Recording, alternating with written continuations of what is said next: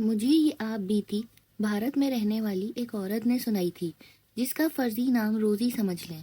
वो गोवा की रहने वाली थी। वो मुझको कुवैत में मिली थी। इन दिनों मेरे शौहर कुवैत में एक अच्छी मुलाजमत पे थे और मैं थोड़े दिनों के लिए इनके पास गई थी। रोजी मुझे एक पार्क में मिली थी, जहाँ वो एक बेंच पे अकेली बैठी रो रही थी। अजराहे हमदर्दी मैं इसके पास जाकर बैठ गई और रोने की वजह पूछी तो इसने मुझको अपनी कहानी सुनाई। इसी की जबानी लिख रही हूँ। मेरा इरादा नर्सिंग के पेशे में जाने का नहीं था। मैं तो डॉक्टर बनना चाहती थी, मगर हालात के सबब मेरा ये ख्वाब पूरा ना हो सका और मैंने नर्सिंग का कोर्स कर लिया। कोर्स मुकम्मल करने के बाद बम्बई के एक अस्पताल में मुलाजमत करने लगी। वहाँ एक डिस्पेंसर से सलाम दुआ हो गई और कुछ अरसे बाद हमने शादी कर ली। मोहब्बत की इस शादी की खातिर मैंने अपना मजहब भी छोड़ा और शौहर के मजहब को अपना लिया। खुदा की करनी, शादी के कुछ अरसे बाद ही मेरा खावंद बीमार पड़ गया। डॉक्टर ने इनको घर पर आराम करने का मशवरा दिया।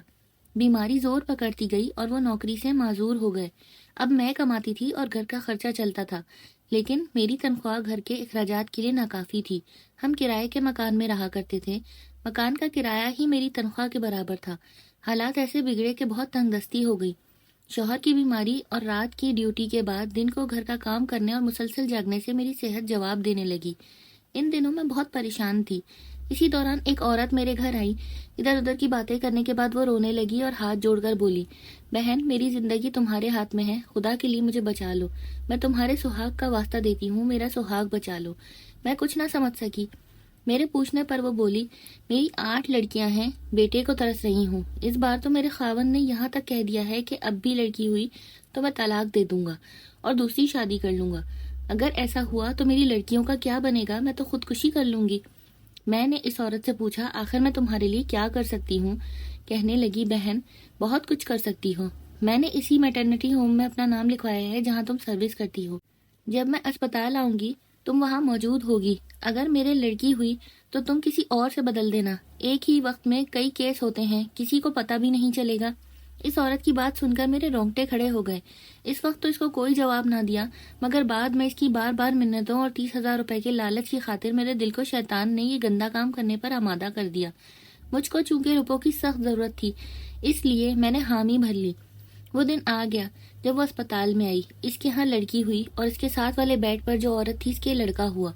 मैंने दोनों को नहलाने के लिए एक ही टब में डाल दिया। इस वक्त मेरी फुर्ती काम आई। दूसरी नर्स जो मेरे साथ थी बूढ़ी थी, इसने कुछ ख्याल ना किया। इस वक्त रात के 12 बज रहे थे। बहरहाल काम खुशउस्लूबी से अंजाम पा गया। जो काम मैं बहुत मुश्किल समझ रही थी वो आज इतना आसान निकला और मैं 30,000 की हकदार हो गई। औरत भी खुश थी, इसका खावंद भी खुश था और मेरी हौसला अफजाई हो गई थी। कुछ अरसे बाद ये औरत एक और औरत को लाई। इसका भी यही मसला था। इंसान एक बार जुर्म करे तो शर्म उतर जाती है, खौफ भी घट जाता है, दोबारा वो काम आसान हो जाता है। इस बार मैंने कुछ ज्यादा पसोपेश से काम नहीं लिया, मगर मुआवजा 5,000 ज्यादा तलब किया ताकि अपने साथ काम करने वाली इस नर्स को, जो मेरी सहेली थी, शामिल हाल कर सकूं। वो भी बहुत गरीब थी। सोचा ये आखिर बार काम करूंगी, इसके बाद तौबा कर लूंगी और दोबारा ये गुनाह नहीं करूंगी। वो वाकई इसके बाद मैंने तौबा भी कर ली, दोबारा ये काम ना किया। अब घर के हालात सुधर चुके थे, मेरा जीवन साथी भी सेहतयाब हो चुका था। वो अब दोबारा काम पर जाने लगा था। इधर मेरी अपनी 2 बच्चियां हो गईं तो काम का बोझ बढ़ गया और मैंने नौकरी छोड़ दी। अगले 3 सालों में 2 और बच्चियों ने जन्म लिया। 2 साल बाद फिर एक लड़की पैदा हो गई। अब मैं 5 लड़कियों की माँ बन चुकी थी और खालिके दो जहान ने अभी तक बेटे की खुशी ना दिखाई थी, जबकि मेरे शौहर को बेटे का बड़ा अरमान था। अब वो खुले बंदों मुझको ताने देने लगे। मुझे पता चला कि इन्हीं दिनों वो किसी नई नर्स के चक्कर में उलझ गए हैं, जिसकी उम्र बमुश्किल 17 बरस थी। अब मैं खौफजदा थी कि कहीं वो इसके साथ शादी ना कर लें और मुझे ना छोड़ दें, लड़का ना होने का बहाना करके। खावन और लड़कियों की मोहब्बत से मजबूर होकर मैंने अपनी सहेली को राजी कर लिया, जो पहले मेरी साथी नर्स हुआ करती थी। वो अब भी अस्पताल में मुलाजमत कर रही थी। मैंने जूलिया से कहा, अगर इस बार भी लड़की को जन्म दिया तो तुम जरूर मेरी लड़की को किसी औरत के लड़के से बदल देना। वो अकेले ये काम करने से घबरा रही थी। मैंने इसे अपनी दोस्ती का वादा देकर मजबूर किया। इसने वादा तो कर लिया, लेकिन घबराई हुई थी। तभी इसने अपनी आया को राजदारी में अपने साथ ले लिया और लालच वगैरह देकर इस अमर पर राजी कर लिया कि बच्चा तब्दील करना है। इस बेवकूफ ने अनपढ़ आया को कुछ इस तरह समझाया कि आया ये समझी हर सूरत में बच्चा तब्दील करना है। وہ یہ نہ سمجھ سکی کہ صرف لڑکی ہونے کی صورت میں ایسا کرنا ہے، اور وہ بھی جب کوئی دوسرا کیس لڑکے کا ہو۔ میرے ساتھ 2 عورتیں آئی ہوئی تھیں۔ مجھے خدا تعالیٰ نے لڑکے سے اور ان دونوں کو لڑکیوں سے نوازا، مگر میری بے وقوف سہیلی آیا کو جو کچھ سکھا چکی تھی وہی ہوا۔ تینوں نرس کیس تھے۔ وہ اتنی گھبرائی کہ اس جاہل آیا کو یہ کام انجام دینا پڑا، اور وہ ذرا دیر بعد ایک بچے کو نہلا دھلا کر پوٹلی سا بنا کر میرے ساتھ لٹا گئی۔ میں بہت خوش تھی کہ کام ہو گیا، لڑکا ہی ہوگا، مگر جب ہوش آیا تو پتہ چلا کہ میرے ساتھ اسپتال کی چادر میں لپٹی ہوئی بچی ہے، لڑکا نہیں ہے۔ میں نے سہیلی سے پوچھا، اس نے آیا سے پوچھا۔ آیا بولی، آپ کو لڑکا ہی ہوا تھا، آپ کی سہیلی نے تو مجھ کو بچہ بدلنے کو کہا تھا، میں نے آپ کا لڑکا اس عورت کو دے دیا اور اس کی لڑکی آپ کے پاس لٹا دی۔ میں سہیلی نرس پر برس پڑی، وہ رونے لگی۔